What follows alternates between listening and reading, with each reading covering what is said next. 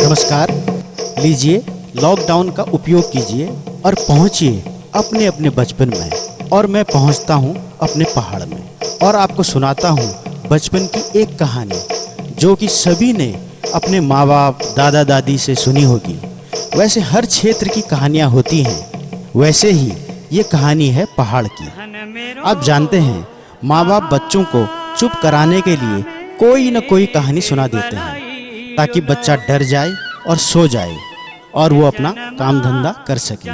कहीं गांव की लोकल कहानियों द्वारा बच्चों को डराया जाता है, तो कहीं गब्बर के माध्यम से या जंगली जानवर द्वारा बड़े लोग बच्चों को डराते ही आए हैं। आप भी डरे होंगे जरूर। तो लीजिए सुनिए कहानी बचपन के डर की।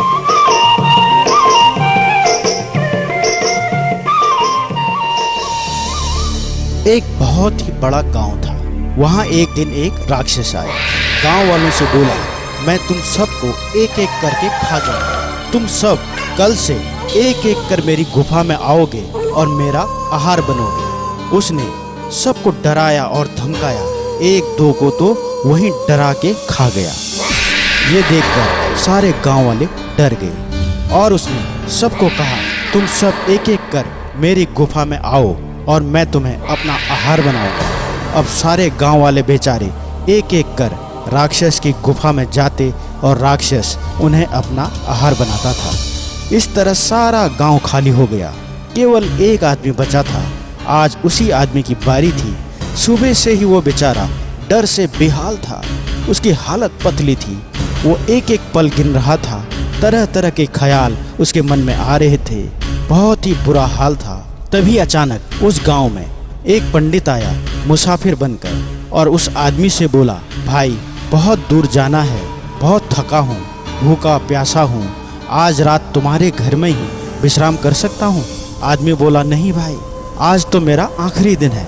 पंडित बोला, मैं समझा नहीं। वो आदमी बोला, इस गांव में एक राक्षस आया है। उसने एक एक कर सारा गांव खाली कर दिया है। आप देख सकते हैं कहीं किसी घर में कोई भी इंसान नहीं है और आज मेरी बारी है। मुझे उसकी गुफा में जाना है। मैं उसकी गुफा में जाने के लिए तैयार हो रहा हूँ। आज मुझे उसका आहार बनना है।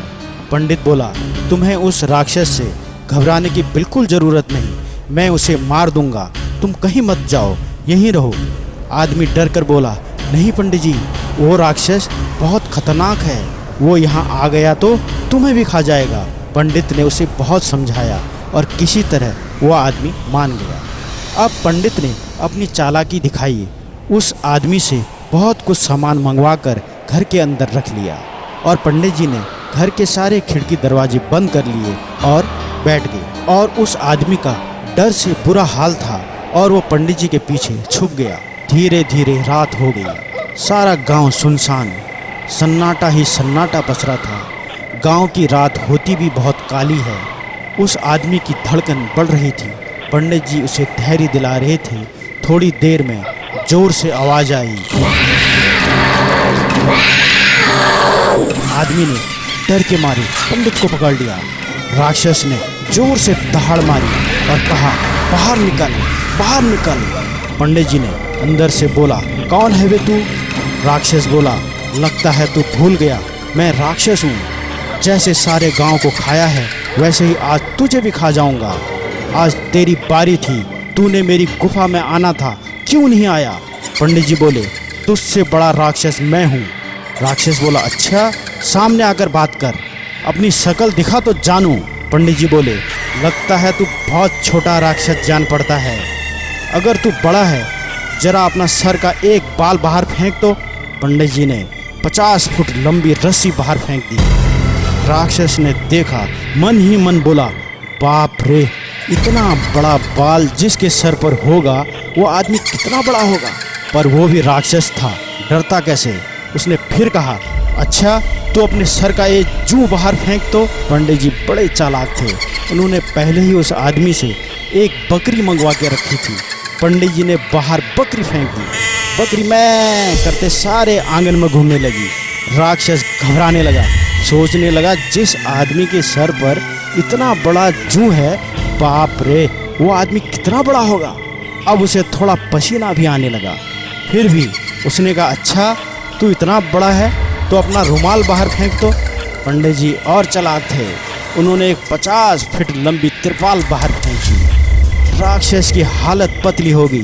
सोचने लगा, जो आदमी इतना बड़ा रुमाल रखता होगा, बाप रे कितना विशाल होगा, उसकी जेब कितनी बड़ी होगी।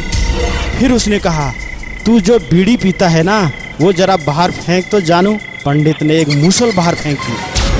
राक्षस ने देखा, उसे उठाया, एक सिरे पर लोहे का रिंग लगा था। राक्षस के होश उड़ गए। खुद से बोला, इतनी बड़ी बीड़ी, वो भी लोहे का फिल्टर लगाकर। फिर भी उसने एक चांस और लिया। फिर राक्षस ने बोला, तू अगर वास्तव में इतना बड़ा है तो अपना नाखून काट कर जरा बाहर फेंक दो। पंडित उससे ज़्यादा बुद्धिमान था। उसने एक सूप मंगा के रखा था, जिसे चावल छींटने का काम लिया जाता है। उसने वो बाहर फेंक दिया। सूप खड़ खड़ खड़ खड़ करके बाहर गिरा। राक्षस के होश उड़ गए। बोला, इतना बड़ा नाखून। बोला, तू अपना थूक बाहर फेंक तो जरा। पंडित जी भी और चालाक निकले। उन्होंने सारे गांव का 1 महीने का सड़ा दही, उसमें नींबू खट्टा निचोड़ के, मिर्च नमक डाल के घोल के रखा था और खिड़की से बाहर फेंक दिया। जैसे ही राक्षस ने देखा, उसने समझा, अरे ये तो दूध जैसा दिख रहा है। उसने इसको थोड़ा सा चखा तो उसकी जीभ टेढ़ी हो गई। इतनी बदबू आ रही थी। राक्षस मन ही मन बहुत घबराया। बोला, जो आदमी इतना खतरनाक थूकता है, वो साला कितना भयानक होगा। राक्षस के पसीने आ गए, उसकी हिम्मत टूट गई। इस तरह पंडित जी और उस आदमी ने राक्षस की हिम्मत तोड़ी और उसको मार गिराया। तो ये थी बचपन के डर की कहानी। आपने भी ऐसी कई कहानियां सुनी होंगी और कई कहानियों का सत्य प्रमाण भी आपको पता है। ये कहानियां विरासतों से चली आ रही हैं। किसने लिखी, कहाँ से आई, कुछ पता नहीं, मगर इसे अपनी भाषा कुमाऊनी में किया जाता तो और भी आनंद आता। लेकिन इसे हिंदी में सुनाने का मुख्य कारण ये है, जो बच्चे कुमाऊनी नहीं जानते वो इसको सुनेंगे तो उनको अच्छा लगेगा और उनकी भी रुचि अपनी भाषा और संस्कृति की ओर बढ़ेगी। आप सबों से निवेदन है, अपने बच्चों को अपनी भाषा और कल्चर से जरूर परिचय कराएं। कुमाऊनी भाषा और संस्कृति को आगे बढ़ाने में सहयोग करें। धन्यवाद। लीजिए अब सुनिए पहाड़ के महान कलाकार हीरा सिंह राणा जी के मधुर कंठों से निकला हुआ एक मधुर गीत। ये गोपुली बौराणा, ये बिन सरन है जनू धुर। आय हाय तेरो ठिया ठाणा, बिन सरन है जनू धुर। होय होय तेरो ठिया ठाणा, बिन सरन है जनू धुर। आय हाय गोपुली बौराणा।